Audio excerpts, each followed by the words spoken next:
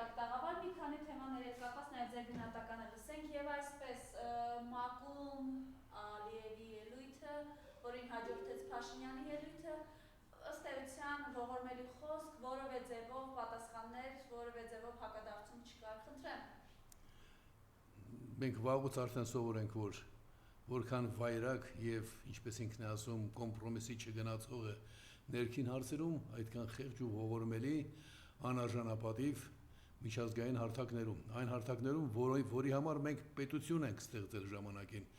որը հիմա փորձում ենք իրեն վերագրել, թե հիմա Հայաստանը անկախ է, անկախ Հայաստանի որևէ ղեկավար այդպես ստորաքարշ իրեն չի պահել, ինչպես այս դժբախտը։ Դժբախտ եմ ասում, որովհետեւ ուզում եմ հավատալ, որ միայն անցավոր չէ, այլ նաև պակասավոր։ Այնպես որ մեկնաբանելու բան չկա, ինձնից առաջ եւ ինձնից ոչ պակաս սուր քննադատությունների ենթարկել է մեր ողջ առողջ հանրությունը։ Ինչի եմ ասում առողջ հանրություն, որովհետեւ կան մարդիկ, որ առողջ չեն։ Մի մասը առողջ չէ, որովհետեւ ինչ որ վարձավճար է ստանում, երբեմն նաև արգելավճարի տեսքով, մյուս մասը դե ինչ արած, հիմա իրենց իրավունքն է։ Մի 5-10% կան, որ անմիջականորեն կախված են օրվա իշխանություններից, Նիկոլ Փաշինյանն էլ այդ իշխանությունների տերն է։ Ներողություն, որ անունը տվեցի, մեր սրբապիղծը, մեր ազգային պղծությունը։ Բայց այնքան ողորմելի, որ որևէ խոսք չասես քո ռազմագերիների մասին, որևէ խոսք չասես այն մասին, թե ինչպես են միջազգային հարթակներում բացեիված խոսում, որ միջանցք եք տվել առանց որևէ նախապայմանի։ Չէ, ինքը ինչ որտեղ հակադրվեց այն բանին, որ թող Ալիևը ցույց տա որևէ փաստաթուղթ, որում գրված է, բայց մենք սովոր ենք Նիկոլի այնպիսի հայտարարություններին, երբ ինքը ասում է մի բան, որպեսզի անի անպայման հակառակը, եւ մենք փաստերով տեսնում ենք, չէ, ամենահզոր հնարավորությունն էր, որ եթե նույնիսկ նախնական համաձայնություն չկար, Թրամփի ներկայությամբ ասվեր, գիտեք, պատանդներ պահող պետությունը ցույց է տալիս, որ ինքը պատրաստ չէ խաղաղության, հետեւաբար որևէ փաստաթուղթ այդ պետության հետ կնքած անիմաստ է։ Սա ասում եմ նաև մեր այն դժբախտներին, որ ասում են, վայ Նիկոլը խաղաղություն բերեց, այ ստախոսներ, այ փչացածներ։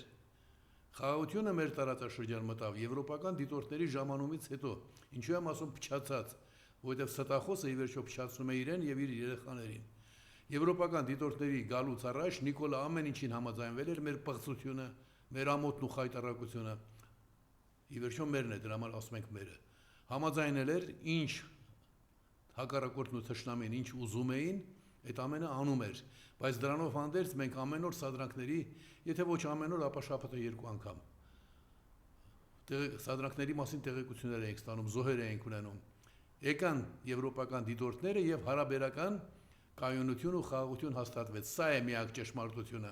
Մնացածը թե ինքը իր սապոնվելով, իր շողոքորթությամբ ծնկի գալով, հազար ու մի այլանդակություններ անելով, իբր խաղաղություն է բերում, դուք ձեզ փչացնում եք, կամ ի սկզբանե փչացած եք ձեր ուղեղներով։ Ես սահուղում եմ այն մարդկանց, ովքեր շարունակում են համարել, որ Նիկոլը խաղաղություն է բերում։ Աշխարհում այդպիսի խաղաղություն ով է բերել։ Երբևէ լսել եք, որ կատաղած գամփրին գնաց շողոքորթես։ Դուք լսել եք այդպիսի բան։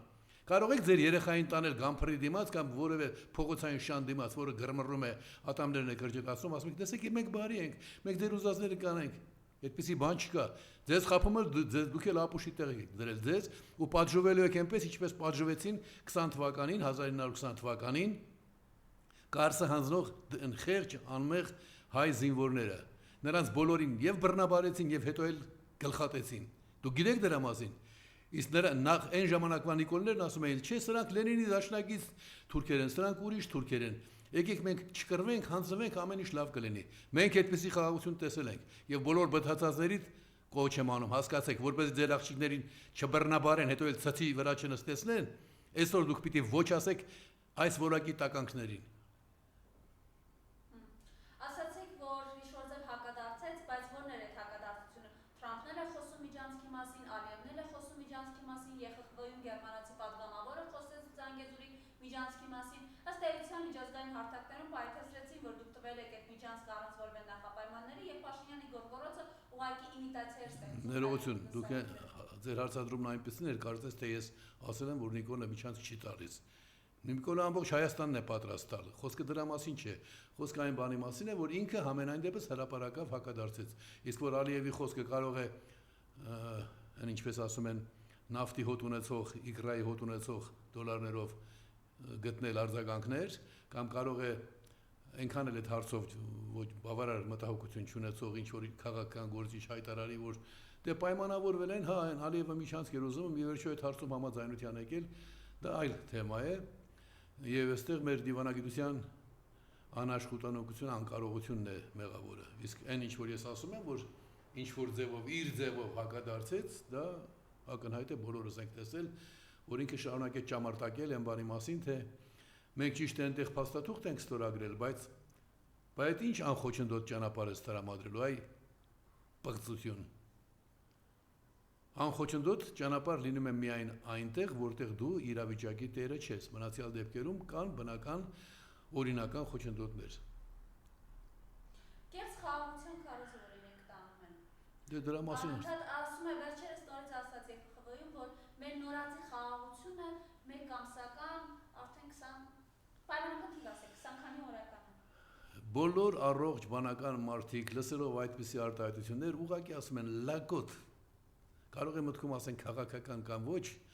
այդ ինչ նոր բան ես բերել, այն ինչ որ կա, արդեն կա 2 տարուց ավելի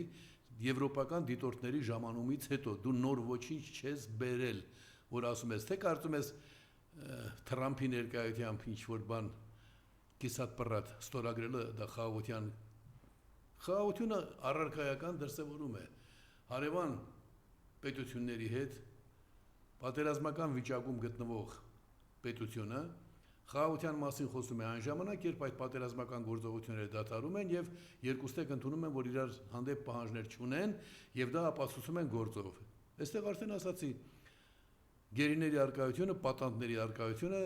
միանգամից շղթում է, զրոյացնում է այդ բնույթի հայտարարությունները։ Իսկ ընդհանրապես խաղաղության պայմանագրերը քանի անգամ ասել եմ, բայց ստիպված եմ կրկնել, ոչինչ չարժեն, երբ դու պայմանագիր ես կնքում բռնապետի հետ։ Բռնապետ նշանակում է մշտապես պատերազմ հայտարարած սրիկա։ Բոլորը գիտեն, հիմա Նիկոլն էլ է ուզում հավասարվել Ալիևին իր կալանավորումներով, իր սխափանման միջոցները կալանքը օգտագործելով, ուզում է նմանվել նրան, որովհետև ինքը այնքան ասաց, որ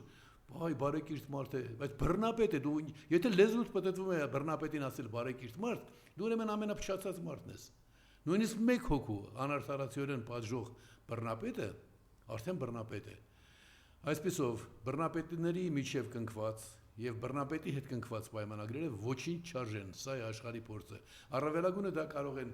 այդ բռնապետի համար ոչ բարենպաստ պայմաններում մի քիչ որ կաշկանդիչ դեր ունենալ։ Հենց պայմանները մի քիչ փոխվեցին, իսկ պայմանները կարող են փոխվել։ Մեր օրերում լարվածությունը մեկ օրվա ընթացքում է ասպարեզ գալիս։ Մենք շատ ծանր վիճակում կլինենք։ Այնպես որ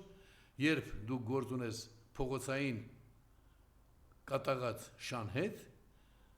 նրան համոզելով դու չես կարող։ Դու պետք է ուրեմն ունենաս գործընկերներ կամ ինքդ լավ պատրաստ լինես, որպեսզի այդ կատաղած շանը, քո զավակներին սպառնացող շանը, հայերը ունեն չէ՞ այդ ասացվածքը, շան հետ ընկերություն արա, բայց փայտը միշտ ձեռքիդ պահիր։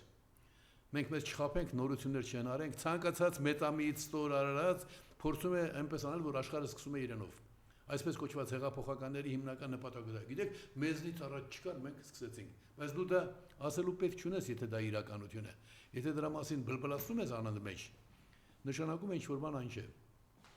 Ալիևը ոչ միայն հրապարակային է ցույց տալիս, կամ ավելի շուտ այսպես ասենք, հա, Ալիևյան կլանը, անգամ վերջերս Գանջայում ապահովը 25 խաղերի բացման ժամանակ իրենք այդ երկաթե բռունցքը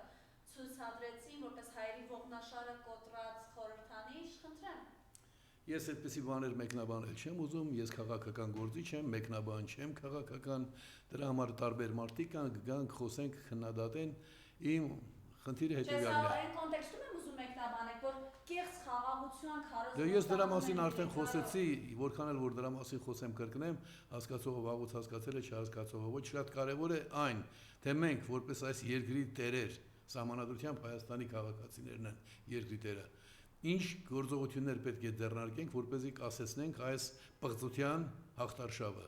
Ցավոք սրտի մենք դրա ականատեսնենք ազգային խայտարակության ու պղծության հաղթարշավը։ Դրանից ելնելով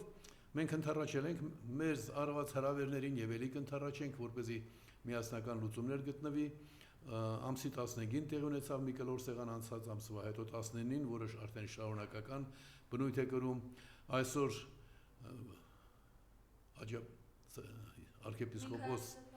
այո Միքայել Սրբազանի Աջապահյանի դատավարության եզրափակիչ օրն է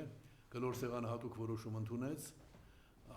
այսպես է կոչվում այդ կլոր սեղանը արդեն կարծես թե դա ընդունվեց բոլորի կողմից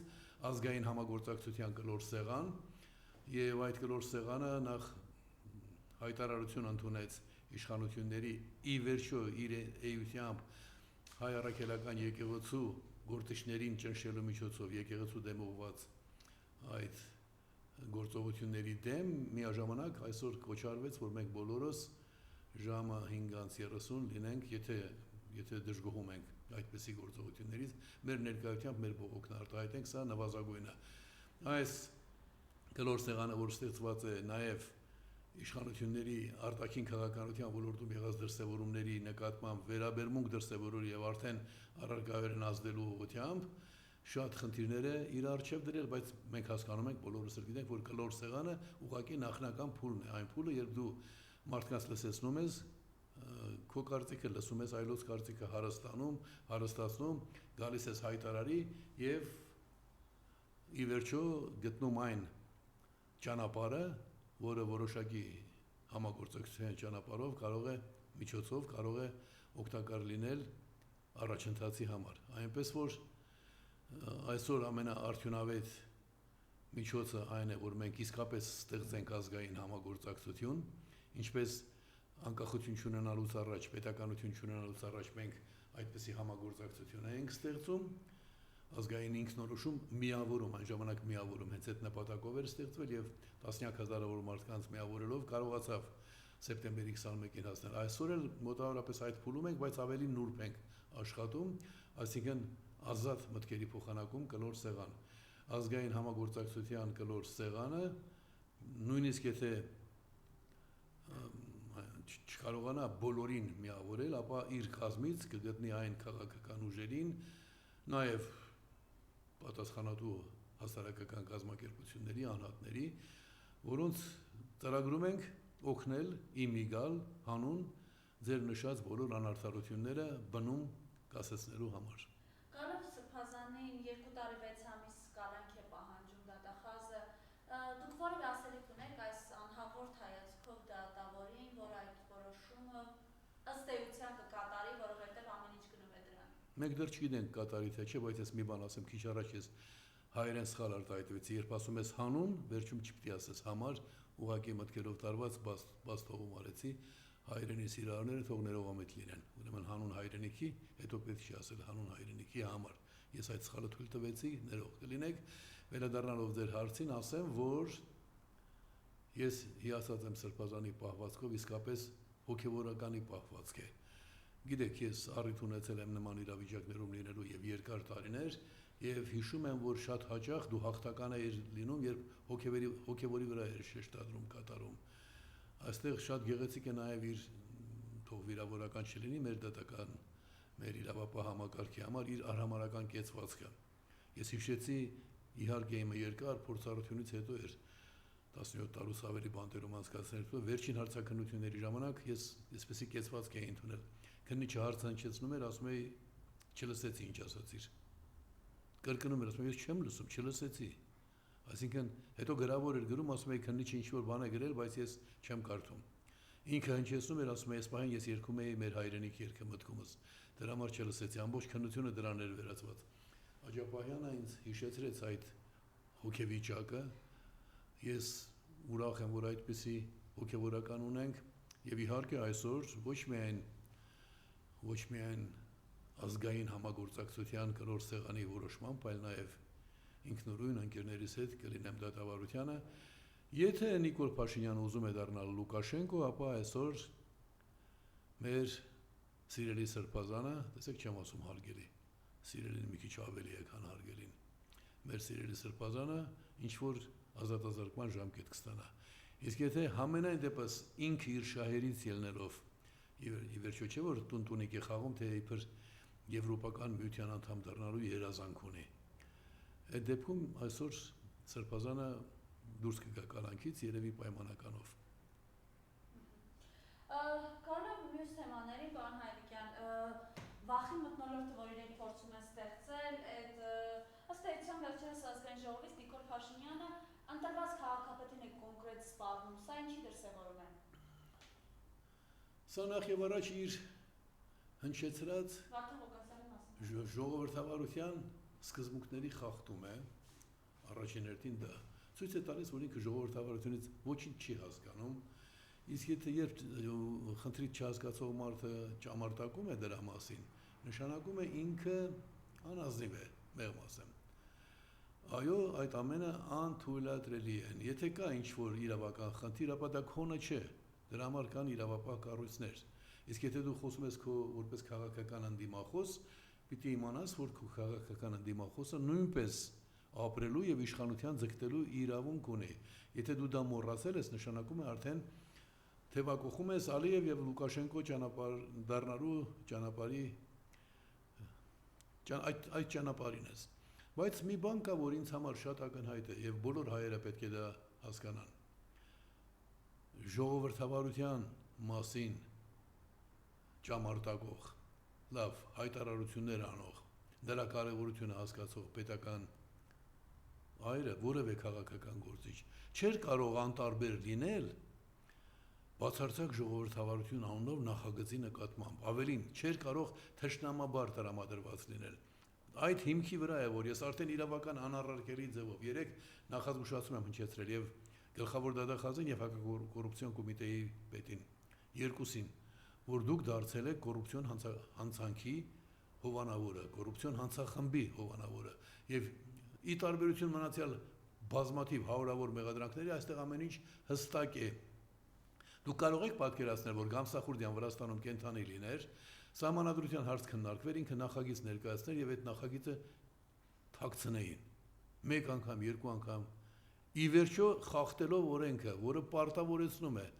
Հիմա ժողովրդավարության մասին տրված է նախագիծ եւ ինքը հրամայել է, որ դա չքննարկվի։ Իսկ դա կուսակցությունների մասին սահմանադրական օրենքով հանցագործություն է։ Այդ օրենքը պահանջում է 21-րդ հոդվածը անպայման քննարկել։ Տեսեք, ուրիշ տարբերակ չկա, այլընտրանք չկա, բայց միակ այլընտրանքը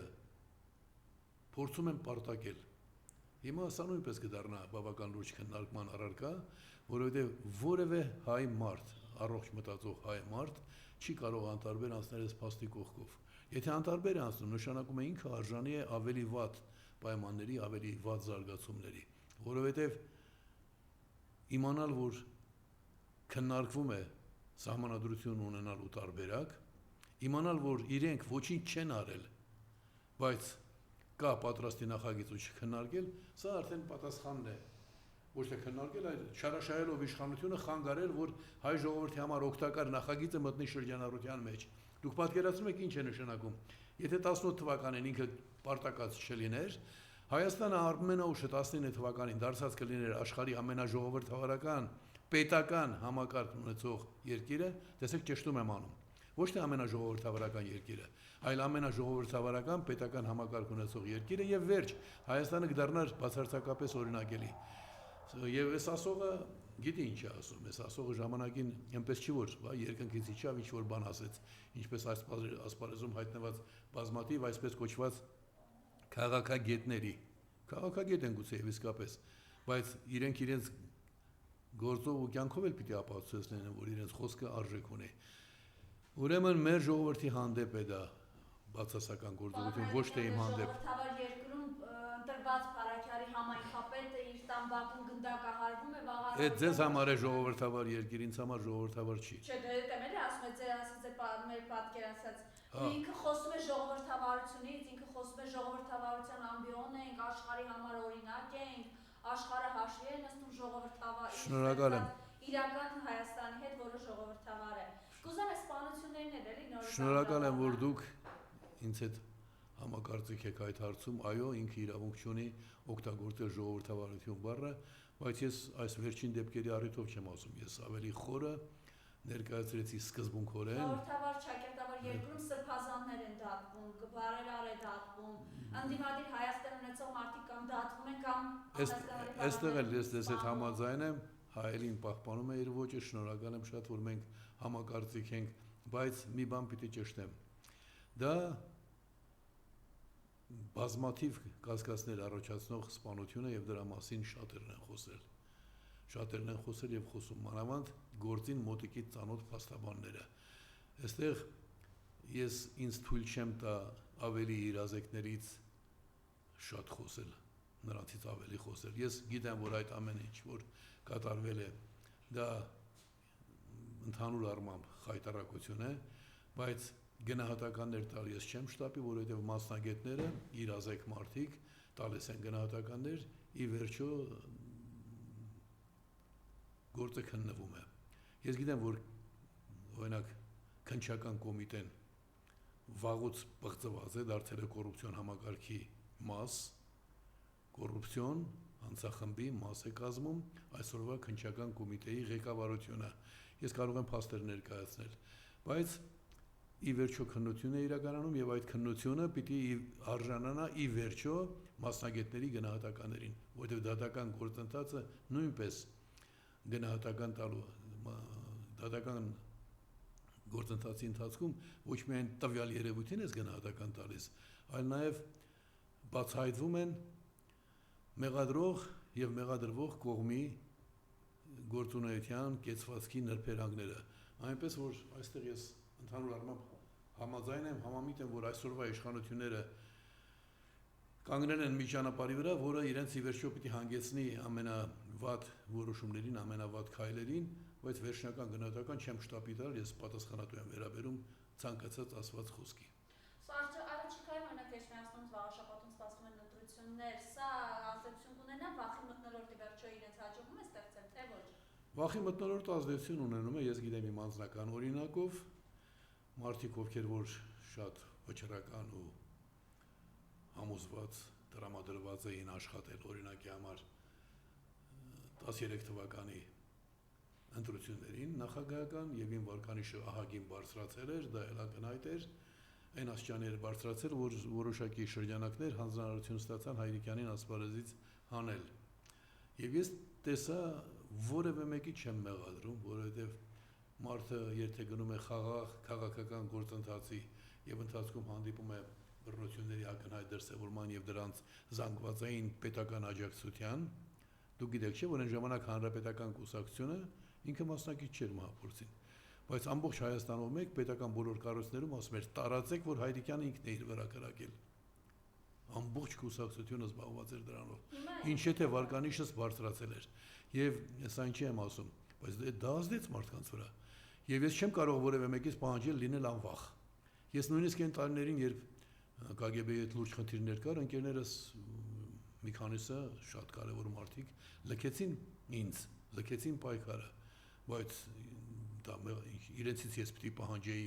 մինչև կյանքի վերջ։ Իրավունք չունեի, մարդը տնվում է աշխարհը գալիս, որպեսզի ապրի։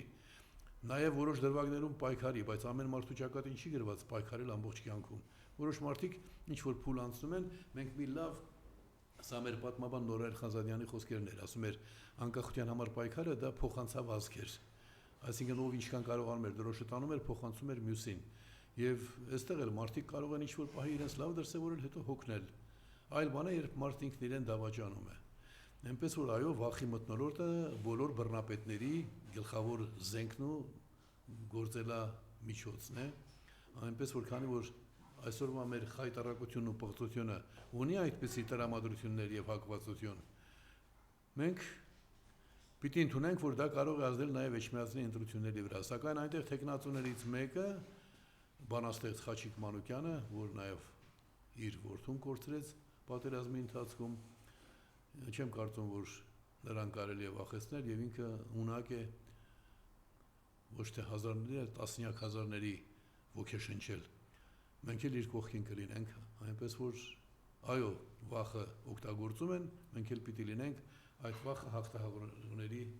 կողքին։ Եվ եւս մեկ անգամ ըստեյության ձեր կոչը, այսինքն մենք պաշտպանելով Միքայել սրբազանի մեր ինքնությունը առաքելական եկեղեցին ենք պաշտպանում։ Խնդրեմ այսօր ինքանցքեր։ այո, այսօր ժամը 5:35 դատավարությունն է Նորքի 4-րդ զանգվածի տարածքում է գտնվում դատարանը, գիտեն բոլորը։ Մեր հայտարարության մեջ ազգային համագործակցության կլոր սեղանի հայտարարության մեջ նշվում են նրբերանգները։ Նշվում է, որ հայ առաքելական եկեղեցին հայ ազգի հնագույն ամենակենսա կենսունակ եւ ամենատևական նաեւ ողջ ազգը միավորող կառույց է, որովհետեւ հայը կարող է լինել այն թվերին հնչակ, դաշնակ կամ ռամկավար, բայց հայ առաքելական եկեղեցում կնքվում էին բոլորը։ Հուղարկավորությունները նույնպես նույն եկեղեցում էին կատարվում։ Այսինքն դա մեր ազգային հարստությունն է եւ նրա նկատմամբ պետք է լինել շատ նրբազգաց, շատ զգուշավոր, նաեւ պատկառանքով։ Ի վերջո մենք ունենք պետություն, որովհետեւ մեր ժողովրդի կյանքի համար ամենավճռական փուլում ոչ թե Արամ Մանուկյանը, Գարեգին Նժդեհը, Անդրանիկը եւ այլն անունները կարող եմ նշել, ոչ թե նրանք կատարեցին ամենակարևոր քայլը, այն է միասնաբար կանգնել թշնամու դեմ, այլ Գևորգ կաթողիկոսը, Սարդարապետը, որը մեր հիմքերի հիմքն է, կայացել է Գևորգ կաթողիկոսի վճռական միջամտությամբ։ Եթե հայ զինվորը չի կարող պաշտպանել Էջմիածին, ապա ես կպաշտպանեմ եւ կմեռնեմ Էջմիածնի մատույցներում։ Եվ դա պատճառ դարձավ, որ բոլոր այդպես իրավիճակին հարմարվող իրապաշտ, ճակերտավոր նյութապաշտ մեր քաղաքական գործիչները հանկարծ սթափվեն ու ասեն, որ էսի չէ կատարվում։ Իհարկե պետք է կռվենք։ Այնպես որ ես տեղյակ լինելով, որ պատմության մեջ ունեցել ենք նաև ոչ այնքան գովելի հոգևորականներ, մեկ-երկու դեպք։ Ընդհանուր առմամբ հոգևորականները հոգևորով ապրող, այսինքն ամենակարևոր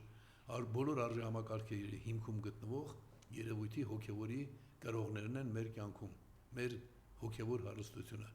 Իսկ մարդը առանց հոգևոր հարստության այլևս մարդ չէ։ Այնպես որ սա նույնպես նկատի ունենանք։ Շնորհակալություն, պարոն Հերիկյան։ Ես եմ շնորհակալ։